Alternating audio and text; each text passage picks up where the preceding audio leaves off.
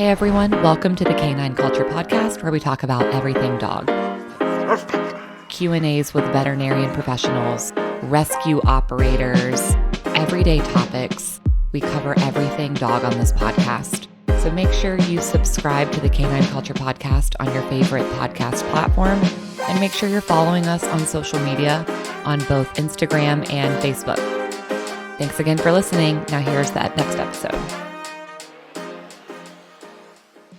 Hey everyone, welcome to the Canine Culture Podcast. This is your host, Brittany, and today we are joined by Tori Mistick.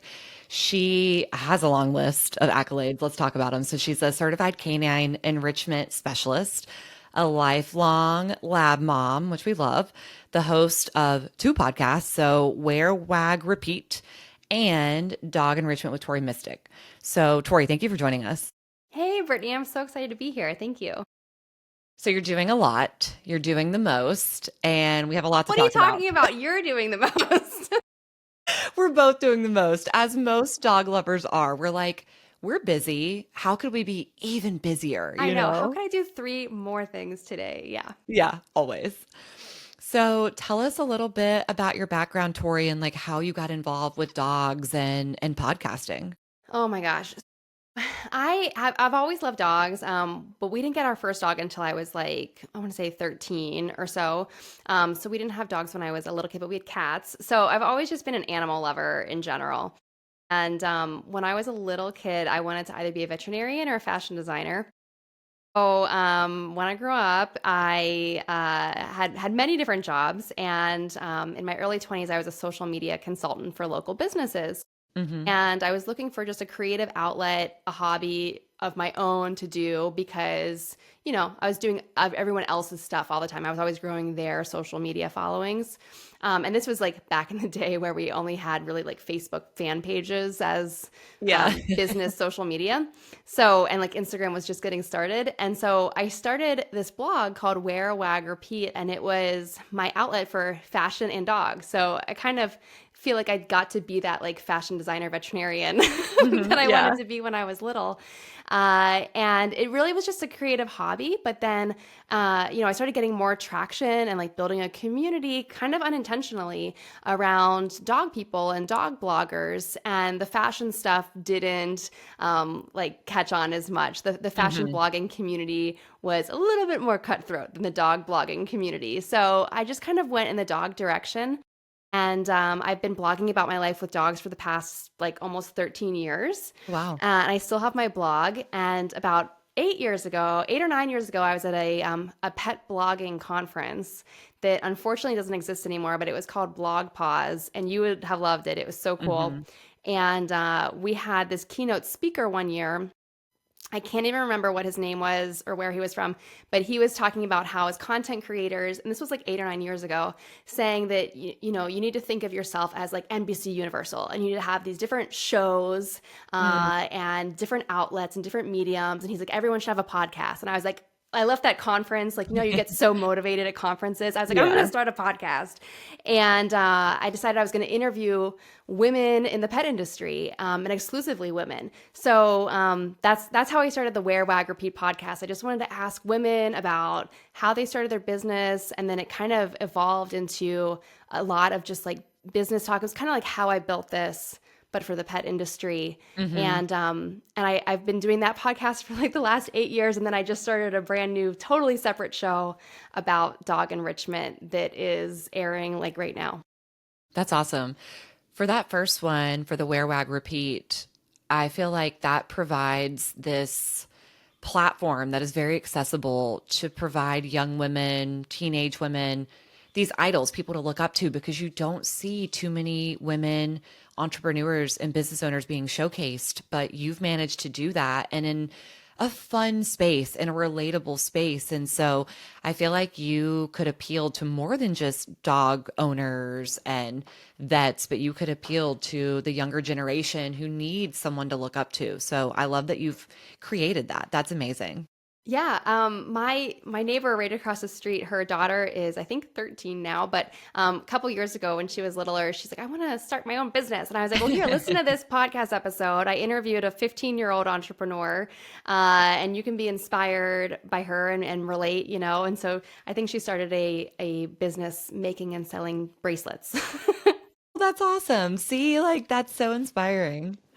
And then what we're going to talk about, because it's the dog podcast, even though I could go on forever about the other, we're going to talk about enrichment. And I've talked about it before in different ways. And I always feel like it's helpful to come back to what is enrichment and like, how would you define it? Yes. Yeah. I love this question because I think that we have a lot of ideas of what it is. And a lot of those ideas are based on the advertisements that were shown on social media, which is one facet of enrichment. But I think of enrichment as like, when you buy, like I just bought some noodles at the store yesterday that the packaging said enriched. That means they have added vitamins and nutrients to it. So enrichment is basically adding things to your dog's life to make it better, more enriched with vitamins and nutrients. But these vitamins and nutrients are like sniffing and physical enrichment, moving their body, and also supporting them emotionally. That's a big part of enrichment. And as I've been working on my new podcast, each episode is a deep dive into one of 8 different categories of enrichment. And I'm having so much fun. I'm looking up all these like scientific studies about it to figure out like why does music help dogs, or why do snuffle mats work? And it's been really fun to just see the overlap. And I think like the thread that runs through all of it is choice. Giving your dog choices is actually one of the best ways to enrich their life, and you can do that. That's really easy to do. So I love that just enrichment is so easy. When I start sharing ideas with people, and it almost sounds like too easy. They're like, is that Yeah. really going to make a difference? Is that going to do anything? But you just have to be consistent and keep doing it, and it really does improve your dog's life. I feel like we have gotten in this trap a little bit of thinking enrichment equals puzzle toy. And I did it. So I feel like enrichment became a little bit of like a buzzword. And so I remember kind of learning about it through the podcast, going on Amazon, typing in enrichment, and these puzzles came up. And I was like, oh, well, my dogs need these. So I got like 3 or 4 puzzles, probably spent too much on them. The dogs did them a few times, and then they either were not interested or they learned like how to cheat. Like one of my dogs learned to just flip the whole thing. So everything just opened up. And I was like, oh, I guess we're done with this. And it doesn't have to be just food. It doesn't have to be just puzzles. I mean, and then the flip side of that is like the Kong. And no harm, no foul. The Kongs are fantastic, but Yeah. it's not an end all be all. It's not the only option. And I really don't think it's an everyday option because I don't know how much peanut butter and treat we can give our dogs every day. So let's think about like what are some other ideas for enrichment that you enjoy, and you can put them on a spectrum of like super low cost to no cost to like kind of increasing. Like what's kind of your favorites? Yeah. So I almost never recommend anything that's high cost. I mean, I think that the thing that would fall into that category is like dog sports. Dog Mm-hmm. sports can get expensive just because Yeah. once you do the trials, you're paying for every run that you do, and it can really add up. But dog sports are really fun, and we've dipped our toes into that before. But you can also do most of those sports yourself at home in modified ways. Hmm. So like Bert, who is lounging behind me, he loves scent work so much, and we've done some different scent sports together. But at home, a very simple thing that we do all the time is I'll do a scavenger hunt around the house. So I might take his food or some treats, depending on what kind of food you feed your dog, and hide little piles of it around the house. Hmm. And this is kind of involved because you have to ask your dog if it's just you. Like I live alone, so I Hmm. have to ask Bert to sit and stay in his place. So he has to like use his mental capacity to think Right. like I've got to stay here. And he keeps getting up, and I keep going back and saying, nope, you got to stay there. And so that kind of works on his patience and his self control. And then I'll do the scavenger hunt and I'll hide stuff, and it doesn't have to be a lot. Like you don't need to to give your dog a ton of extra calories to do this. You Mm-hmm. can use their food or just some small treats. And you can hide them in different places. And it's just so fun to watch them. And once you learn about scent work and how scent travels on like these waves throughout the air, it's really fun to watch your dog try and sniff something out. Because if you just put it on like the couch instead of the floor, it could Mm-hmm. be so hard for them to find because they're down there with their nose on the ground looking on the floor. So you can make that pretty advanced very easily by just putting the treats or the food on different levels of furniture or a stool or a stair or something like that. Mm-hmm. So that's something that we love doing at home. But another totally free thing that is kind of a more advanced game that I think a lot of people don't think of, but I bet you most dogs out there could do this, is fetching a toy by name. So this requires some time investment from you, the owner. You'd have to like be interested in doing this. But this is wonderful cognitive enrichment because it's asking your dog to think about, this toy. When my person says frog, they mean this toy, and when my person says teddy, they mean this toy. And Mm-hmm. your dog has to figure out which one you're talking about and retrieve the correct one. And I actually had trained my previous dog, Lucy, to do this.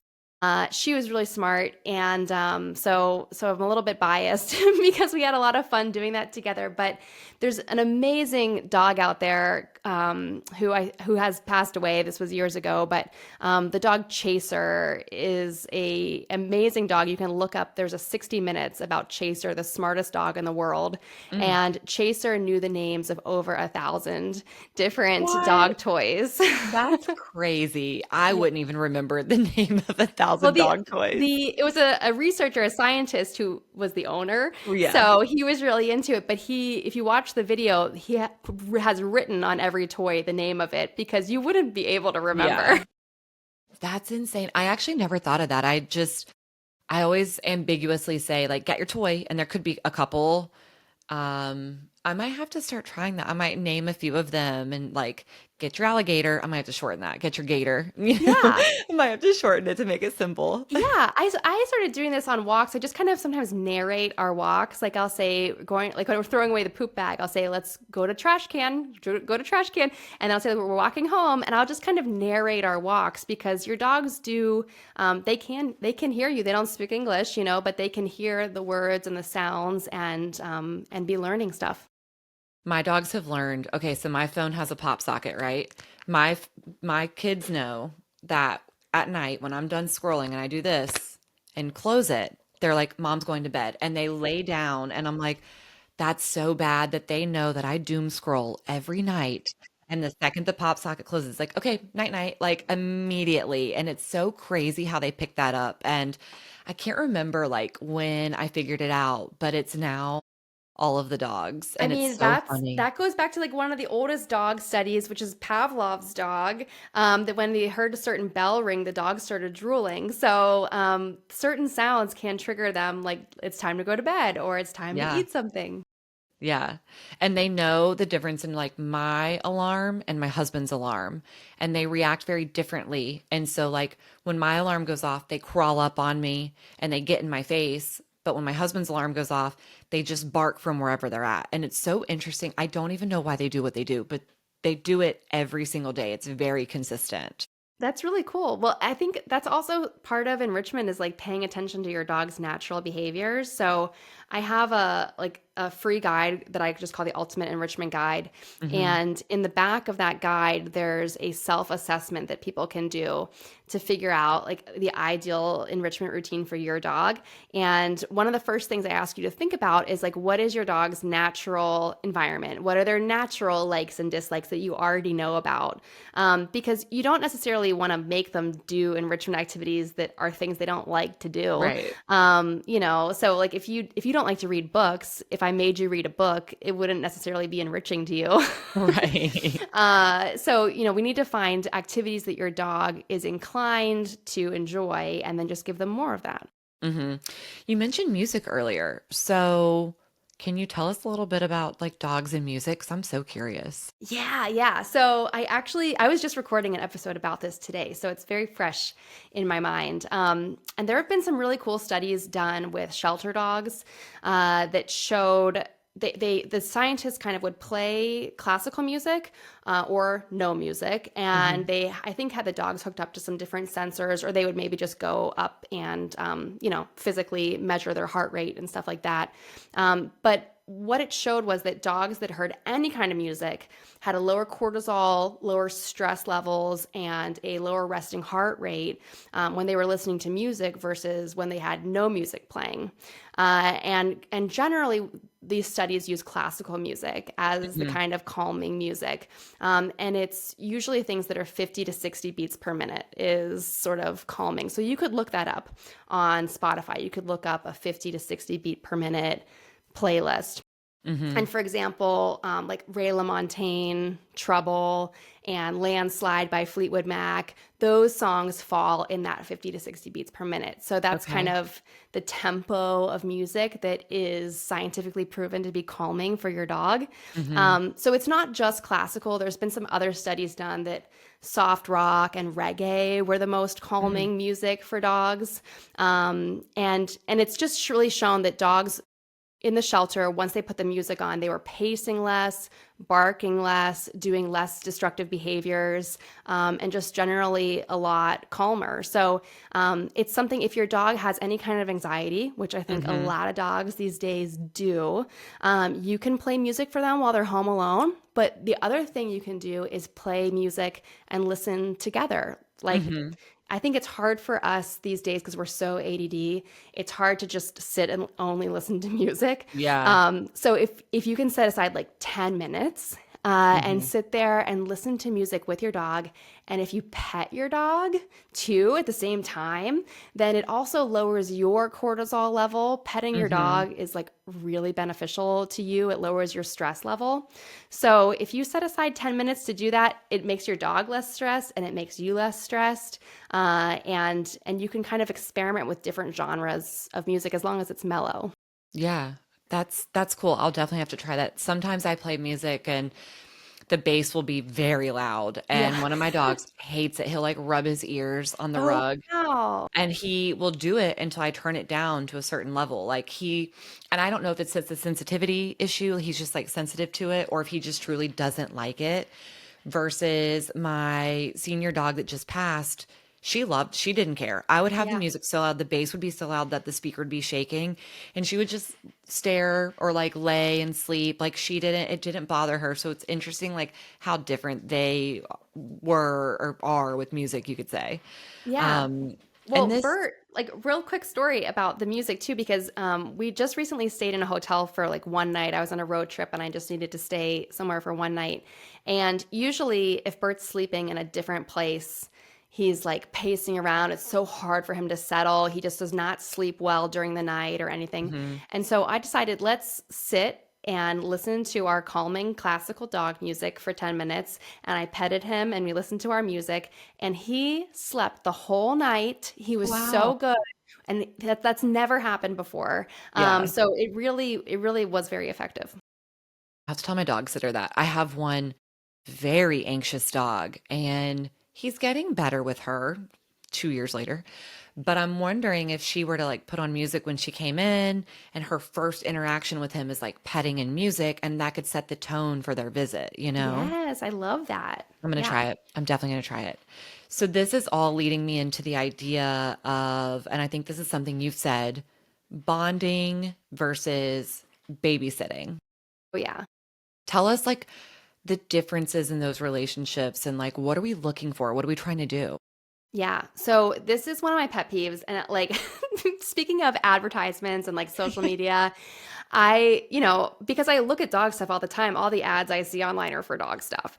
And Yeah. so there's some sort of new dog toy that there's this guy and he's like, this whatever enrichment thing keeps your dog busy for 45 minutes and it's the longest lasting thing and blah blah blah blah blah. And I'm like, oh my god, you're missing the entire point. Hmm. Because, sometimes, sure, we do want to give our dog something so that we can do a Zoom call Right. or do something that we can't be bothered for a Yeah. little bit. Yeah. So, of course, that happens sometimes.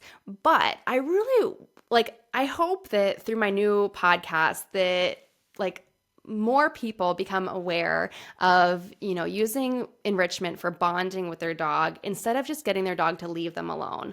I really don't like that enrichment is like, how long can my dog leave me alone for? Hmm. The puzzle toys you were talking about earlier, those can be great too. And it is, as long as you're kind of doing it with your dog, and like you were sitting there watching them and they got bored of it. So you observe that and then you kind of pivot and do something different next time. Hmm. But I think by getting to know our dog's likes and dislikes and doing these things that give them choice, like which do they want to turn left or right on our walk? Do they want to go for like a fast-paced walk, or are they more in the mood to sniff? Hmm. Even like food enrichment, I think can be misunderstood too, because it's not just how you're feeding your dog through like puzzles or slow feeders or whatever, but it's also what you're feeding your dog. So Yeah. you can experiment and see, does your dog like broccoli or apples? Do Hmm. they like stuff that's mushy, like pumpkin puree, or do they prefer stuff that's crunchy? Like you can really get to know your dog. And what I just think is so special about that, like, I feel like I have such great communication with my dogs, Hmm. so much so that we can just kind of look at each other and know what each other is thinking, and especially with my dog Lucy, who passed this year, we just had such a deep connection because I had her entire life. I adopted Bert when he was like 7, Hmm. and we have a great relationship, but I wish that everyone could feel that deep bond that I have with my dogs. Hmm. And if you're just trying to get your dog to leave you alone, I don't think you're gonna get that kind of a bond and feeling together. That's a great point. I fall into the category of like, let's do enrichment because I have a Zoom call, I have a meeting, I have a client calling me. And it's like, no, it really goes beyond that. And I know I'm so guilty of that. It's like, let me just set up a lick mat really quick, you know? Yeah. Oh, Um, I do it too. Sometimes you have yeah, to. Sometimes yeah, you're just like so busy and you're like, yeah. okay, I know that you need something, but I don't have anything to give you. So I don't have any time to give you. So here's a lick mat or something. Um, Hmm. but I think there is a little bit of misconception is enrichment doesn't have to be super time consuming. Hmm. Like 10 minutes of a scavenger hunt or hide and seek or trick training, like that's enough. You don't have Yeah. to do like an hour or something. Yeah. We've even, I forget what podcast it was on. It was recent. And I had told the trainer, like, we had gotten a little lax in our training. So the past 2 weeks, we've been trying to get the boys to go to place more, to get them in a down more, just to get them back in the habit because they have been taking full advantage of just having free reign. And B, it does like mentally stimulate them, you know? Totally. So having them like re-engage with all the things that they've learned, I think can just like help kind of like keep them fresh and keep them interested and also maintain their expectations or what I expect of them, kind of like vice versa. You know what I mean?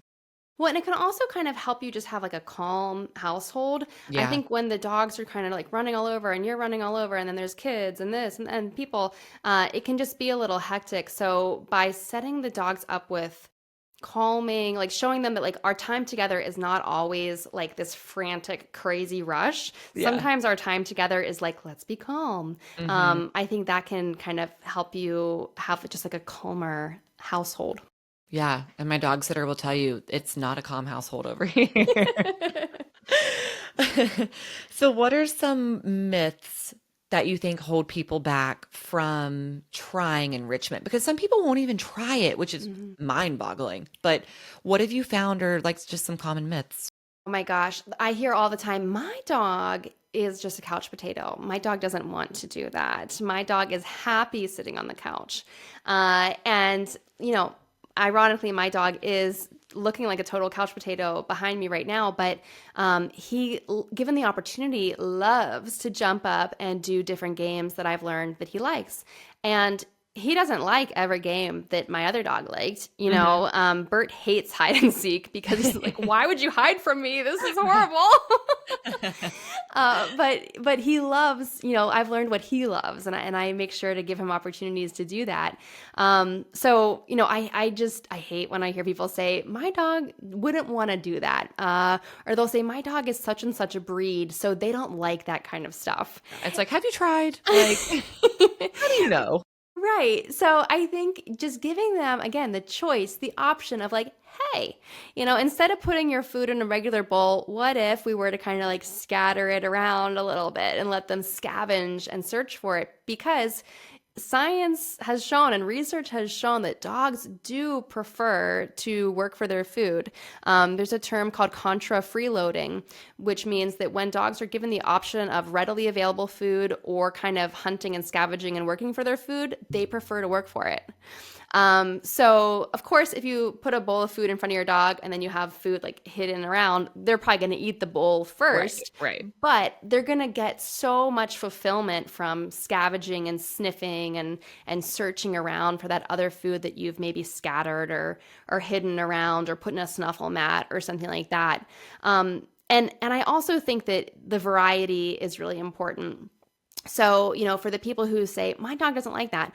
Well, if you did the same puzzle toy every single day for 2 months, they might not like it anymore. So I think variety is also really important. And I know those puzzle toys can get kind of expensive. So what I like to do is do a puzzle swap with some of my dog friends.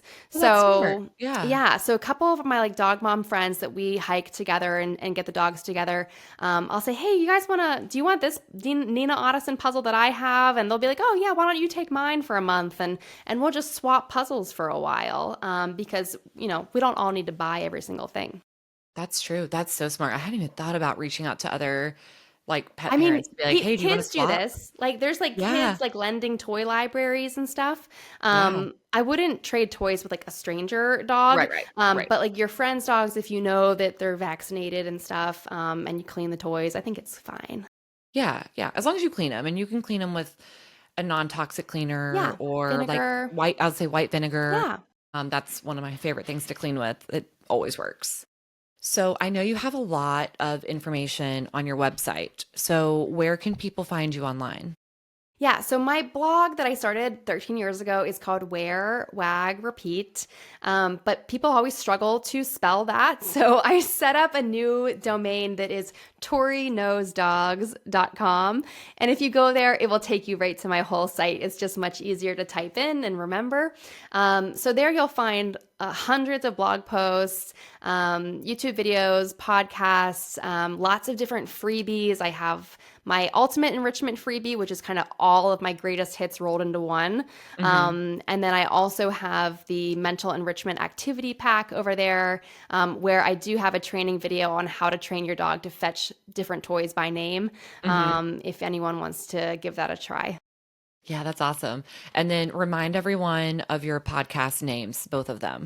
Yes. So if you're interested in pet business at all, whether you have a business or you dream of starting a business or you're just curious about how your favorite pet business got started, you can check out Wear, Wag, Repeat podcast. And there's over 350 episodes of that. And you'll find it everywhere that you listen to podcasts.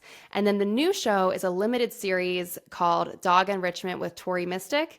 And that's just 10 episodes. It's coming out right now.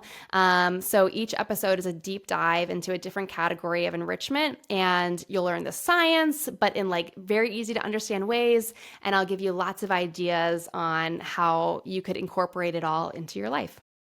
Awesome, Tori. Well, this was so great. And it just helps listeners to reimagine enrichment, especially if they're getting bored. They've been using the same puzzle. I hope this just kind of like, sparks something for them. They're like, oh my gosh, I haven't tried that. So we appreciate you coming on and all of your resources. Good. I appreciate you so much. Thank you for having me. And if anyone has any enrichment questions, just shoot them my way. And I love brainstorming ideas. Thanks, Tori. Thank you for tuning in to the Canine Culture Podcast. Please make sure you subscribe to the Canine Culture Podcast on your favorite podcast platform, and make sure you're following us on social media. If you have any recommendations, any topics that you'd like to hear, if you know of any guests that would be good for the show, or if you yourself want to be a guest, please reach out to us. Send us an email at canineculturepodcast@gmail.com or send us a direct message on social media. Thank you for listening, and please share this with any of your dog-loving friends.